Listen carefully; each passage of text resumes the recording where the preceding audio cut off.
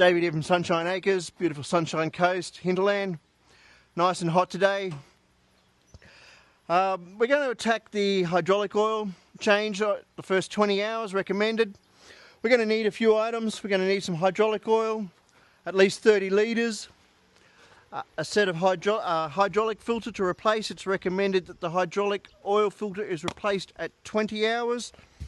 The DRT does come with a quality Kubota oil in it, and theoretically it wouldn't need to be changed for 500 hours, but we're going to change it at 20 and then at 500 just for peace of mind. The manufacturer recommends an AW46. Here in Queensland it gets quite a bit hotter, so we're going to be using a high HVI, a high viscosity index. So that means when the oil gets hot, it doesn't thin out. In some instances on other machines, so we're predominantly our temperatures sit above 60 to 70 degrees here, especially on a day like today where we're cracking 35 degrees ambient temperature. It's just unavoidable. So the local hydraulic shop actually recommends a HVI 68 for this particular climate. For your personal machine, I would go and visit your hydraulic shop and see what they recommend for your particular part of the climate. But predominantly it's a 46 weight that's recommended. I prefer the HVI over the AW because the HVI has the anti-wear components as well as other agents to help it stop thinning out under the extreme heat. We're going to need a catch can. Remember, this holds 30 litres, so we're going to have a few goes. We're going to get a little bit messy. We're going to need 40 litres of oil storage. An 8mm Allen key to remove the drain plug, and then a couple of different shifters to try and get this red cap off. Some guys might choose to extract the oil, and that's a very good way to do it. On this particular guy there's a screen on the inlet, so I'd have to remove it there, and I don't really feel like tearing gaskets today, so we're just going to use the built-in drain. It's nice and slow. This is kind of modelled on the Toro. It's so far low in the tank that I don't think we really need to get in there and suck out. And remember, this is a DRT. It is a quality machine. The tanks have been cleaned out during manufacturing. You don't have the same problems with the hydraulic tank that some of the cheaper machines might have that, say, you bought from the auction or you imported yourself, where you need to worry about welding splatter and other various items left in the tank during manufacturing. So the other problem here too is you have to have this up to do this.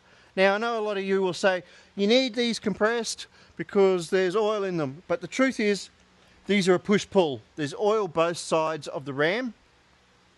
The only oil that we're missing out on replacing is the volume of this shaft if it was compressed, which would be diameter, pi r squared times the height. Just a quick look at it, I reckon it's probably about 500 to 700 mils per side, so maybe 1.5 litres extra. It's not worth worrying about, it's not worth arguing about, so we're just going to do it in this position because we need the door open. Yes, you could probably do it through the little hatch with it down. I'm not in the mood. Another safety tip is put something over the end of your bucket because it's right at head height. The oil fill gauge is in a particularly difficult spot, and a little bit later I'm going to show you how to find that. We're going to want this about 3/4 full to start with, because remember, hydraulic oil will expand by approximately, let's just call it 1/4. That's not quite the amount, but let's just say 20 litres should become 24 litres. So in this instance here we've got 28 to 30 litres. It'd probably end up expanding to almost 35 litres. So we don't want it to overflow and spill out. The first major hurdle is getting this red cap off. Quite a few different ways you could do it. Some people use a screwdriver between here, in this gap here. It has to be on tight because there is a bit of pressure on this. So I'm just going to use this big ass shifter, and we get this started like so. As you can see, it is a royal pain in the ass. Everything's in the way. I have previously loosened this so it's not so hard. The first time you do it, it's there's some cursing going on. So now that we've got it loosened, I suspect we could probably go to a screwdriver, but I think we've got it.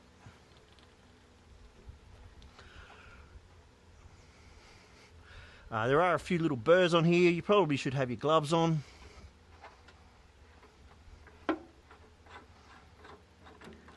Once we get our red cap off, just have a little inspection, make sure the seal's intact. It is, so that's good. In here is our oil filter that we're going to be replacing.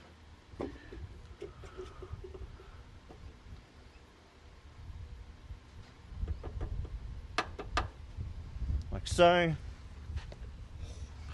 And then the oil filter's in there. We're not going to remove it just yet. We're going to get some of this oil out first. Which brings us to the next mission.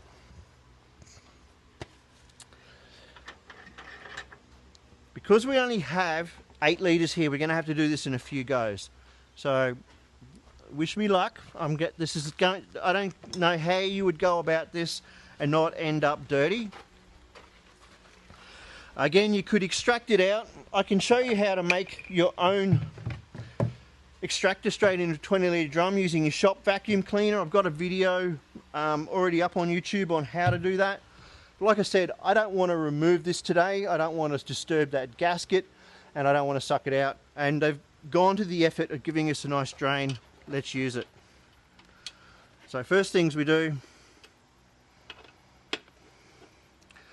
this is the nice Allen keys that they've supplied you.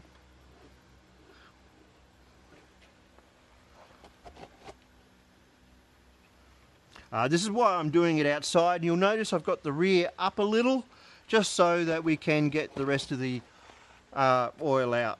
So here we go. Here's our first little pour out.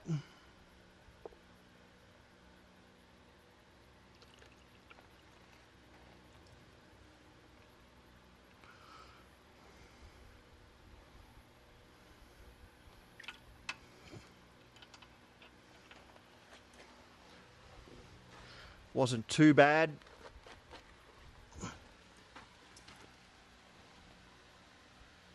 This does come with a nice Kubota oil in it, a Kubota AW46. I'm actually not a fan of the Kubota oil. I've had a few Kubota machines. I've had the LS L4600 hydrostat. I personally feel as though the Kubota oil does lose a little bit of viscosity as it starts to reach those 70 odd degrees Celsius ranges. So even though it's a damn high quality oil and is well backed, I'm not a great fan of it. I prefer this HVI oil personally. And of course, as usual, I like to support Australia, so I try to buy Australian products when it comes to oil. I think I got most of that in the drum, some of it on the ground. Like I said, this is always going to be a dirty job.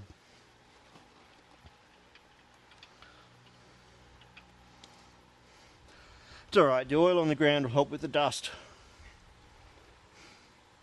The oil coming out looks pretty nice and clean.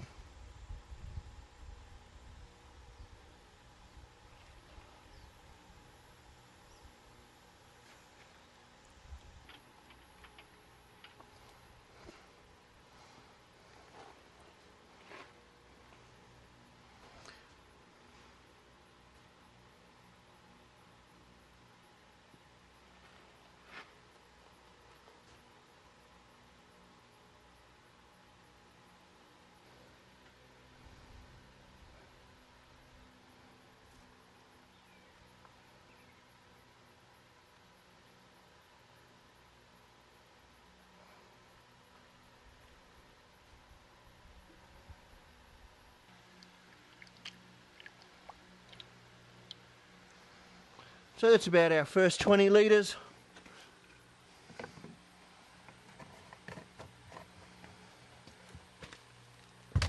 Let's just bring the second one over. This mess is certainly a good selling point for the vacuum extractor, I think. So maybe in another video I'll show you again how to do the vacuum extraction.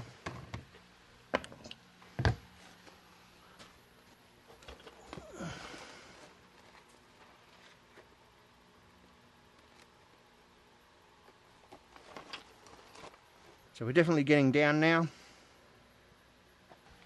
So it's definitely about 30 litres.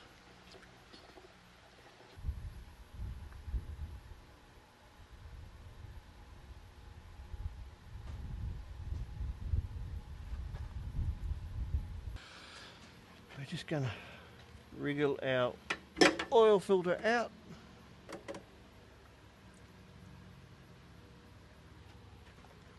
Again, you won't need to change this till you get to about 500 hours. There is a little bit of stuff sitting inside there. It's done its job.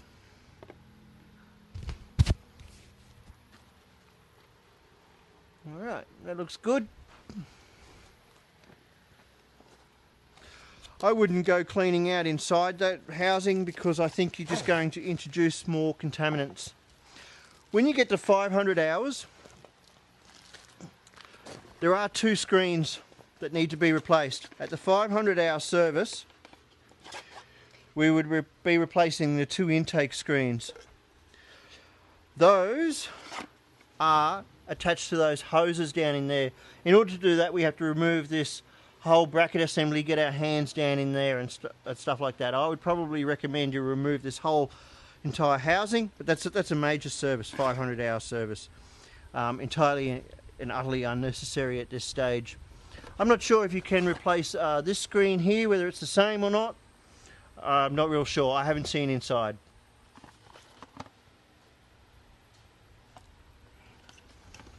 But we're not doing screens today because this is just the run-in service and it's not necessary.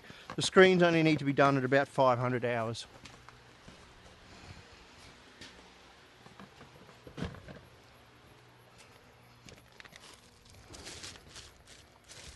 Oops.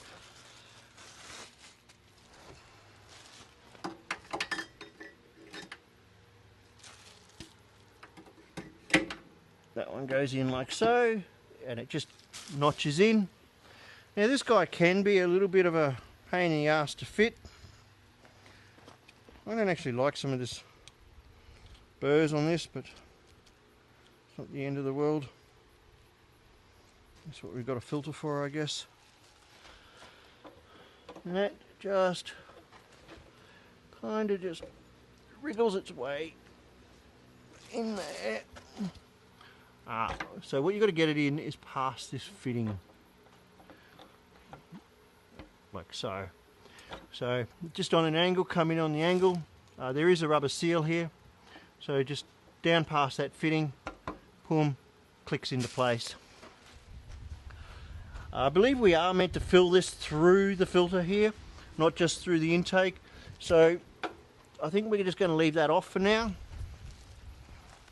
and try and fill it up through there. Looks like we might get some rain, eh?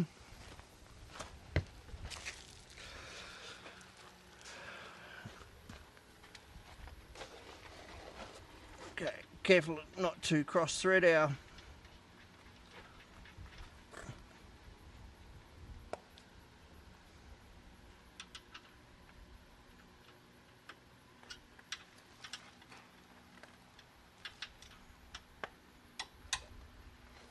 Again, I probably just work on, say, like a 1/8 or a quarter of a turn. You want it tight, but not so stupidly tight that you can never get it off.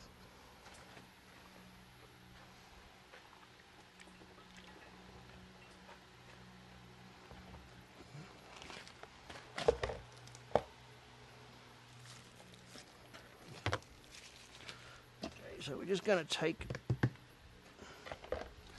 these and get them out of the way.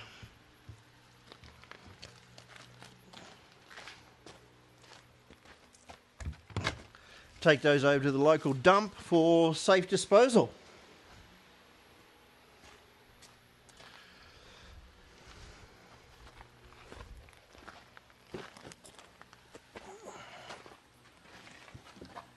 Okay, so I might just cut a little bit of a hose here just so I can have it inside.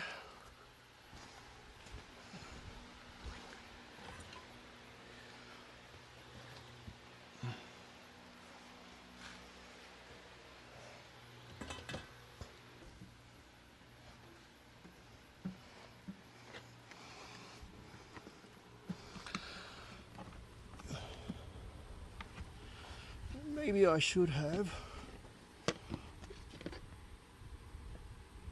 loosened that before I picked it up. Okay. We start filling it up.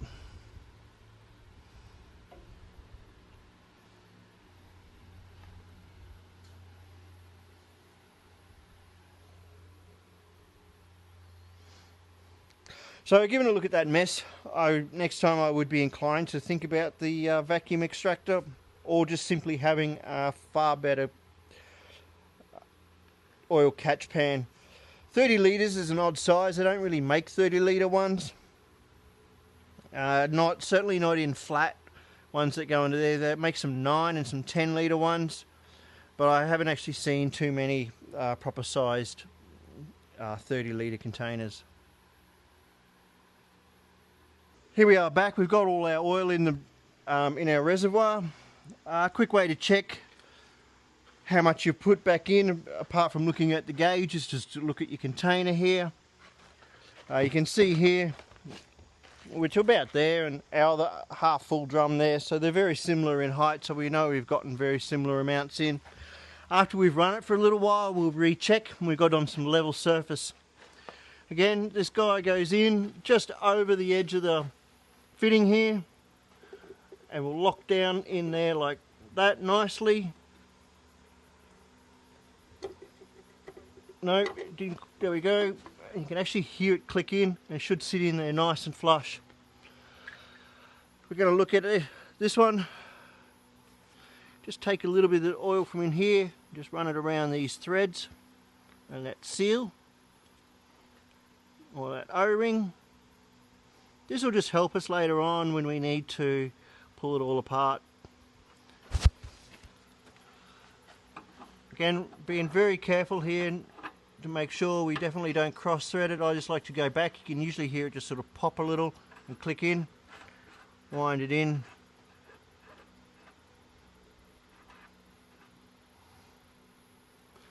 We get to there, we might just grab a Allen key or something to give ourselves a little bit of an assist. You can use a screwdriver or an Allen key. And that's why we have the cloth here, because you've got to be careful with your hat. To me, I'm not a super big fan of having to have the boom up to do any work under here, but I guess that's just the way it's got to be. So this one here, I just sort of threw there.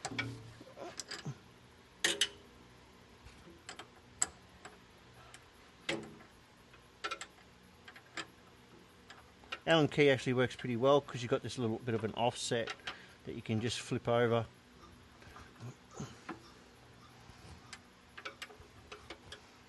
I'm actually a big fan of the Allen key.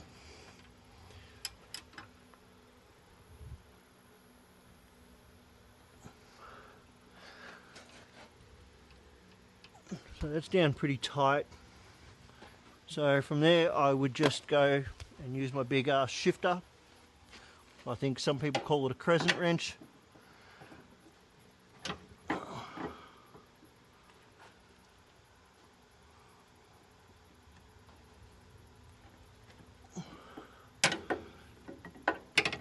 And we just try and use the offset to our advantage.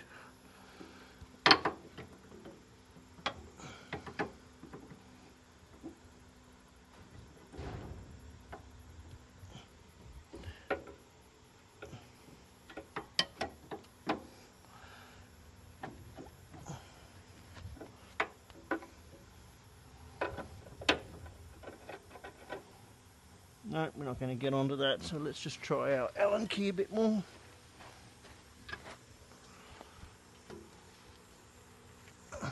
That's pretty tight.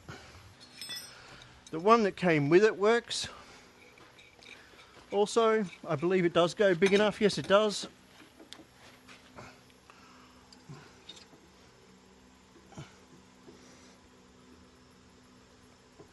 I think that's pretty tight. We'll certainly find out if we've got an oil leak. That's what's happened here. I pulled this off to check the oil. Didn't really put it back on as tight as I could, and we've ended up with a bit of an oil spill. put our oil breather back on.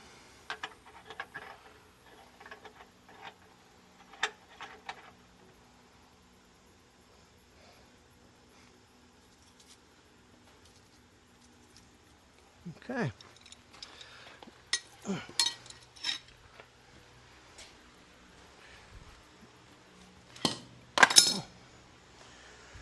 Now, checking the oil level requires a certain amount of gymnastics.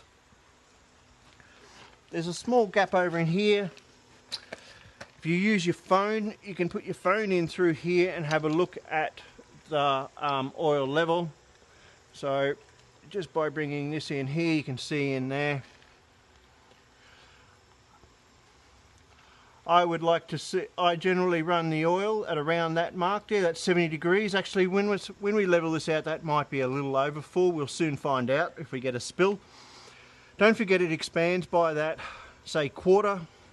So I'd expect 28 litres to expand to 33, 34 litres at a guess, up around the 75 degrees Celsius mark. At the lower temperatures of 60 degrees, we're probably only looking at 34 litres, I guess, maybe 33. Just to give ourselves a little bit of a clean up.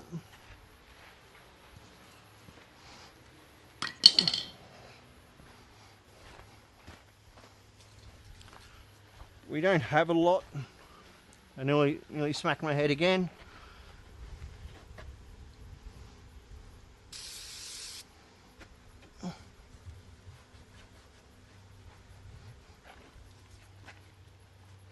Just under here, we just want to clean this off, just so that an oil leak is blatantly obvious.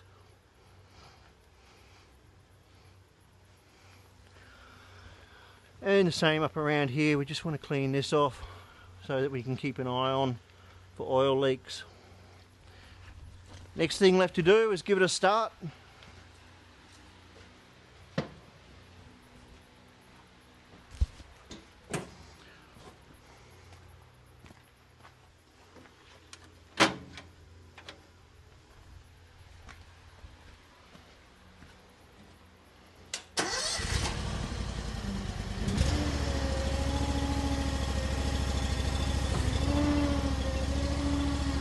Remove our safety.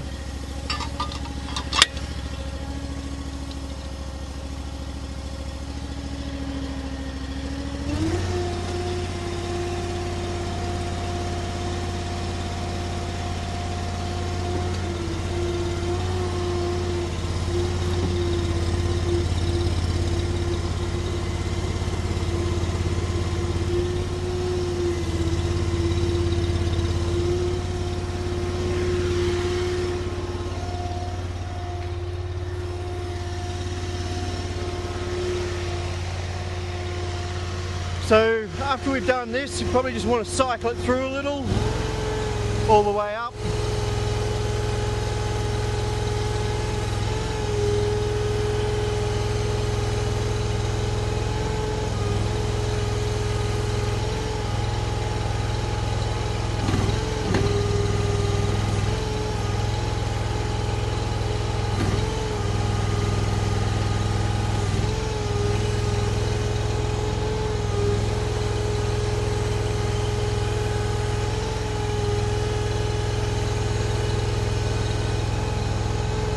Seems to be operating normally.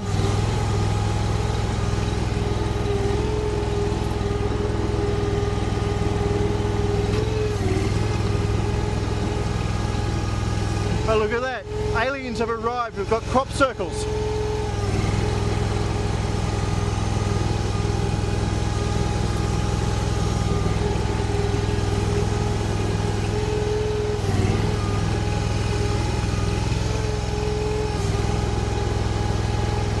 Now, one of the easiest ways to tell if you've got an oil leak is to park it on your nice fresh concrete. That's what we're going to do today, and we'll come back and see if we've got an oil leak.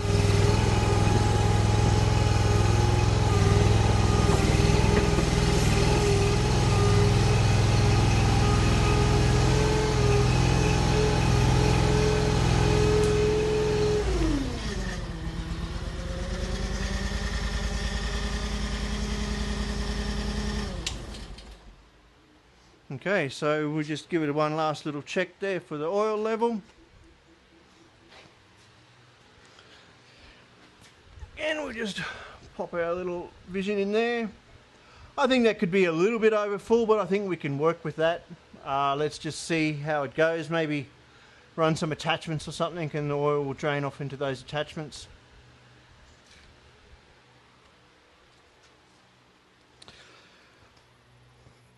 So I hope you found this helpful.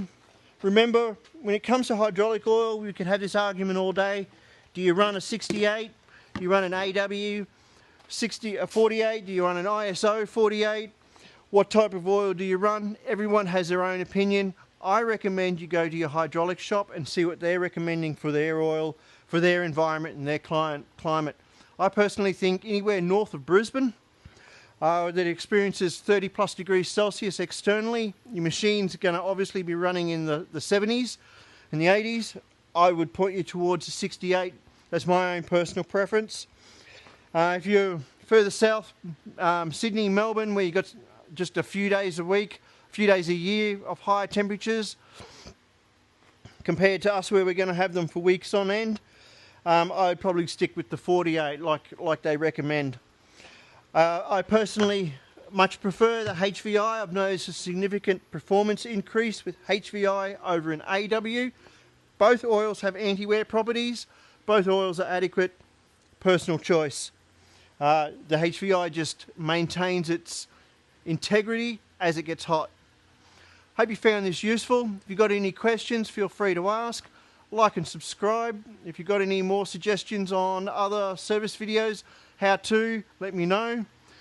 In the not too distant future, we have a carburetor teardown coming. We're going to remove the carburetor, tear it down. We're going to remove the idle jet blocking Welsh plugs and adjust our air fuel mix a little.